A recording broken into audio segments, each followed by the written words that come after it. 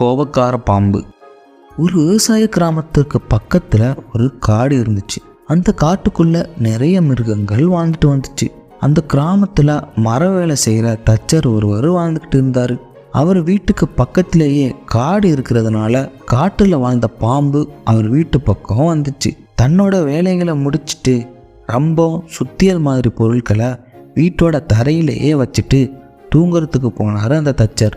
மெதுவாக அந்த பொருள் பக்கம் வந்த பாம்பு அங்கே இருந்த ரம்பத்தை பார்த்துச்சு. அதோட கைப்பிடியை பார்த்ததும் ஏதோ ஒரு மிருகத்தோட காது மாதிரி தெரிஞ்சுது. உடனே அந்த ரம்பத்தை வளைச்சு பிடிச்சுது. அப்போ அந்த ரம்பத்தில் உள்ள கூர்மையான பற்கள் பாம்போட உடலை கிழிக்க ஆரம்பிச்சுது. உடனே அந்த பாம்போட ரத்தம் வலிய ஆரம்பிச்சுது. அது அந்த மிருகத்தோட ரத்தம் நினைச்சு ரொம்ப இறுக்கமா அந்த ரம்பத்தை பிடிச்சது அந்த பாம்பு. கோபம் மிக கொடியது அப்படிங்கிற விஷயம் தெரியாத அந்த பாம்பு தன்னோட அறியாமையால வீணா செத்து போச்சான்.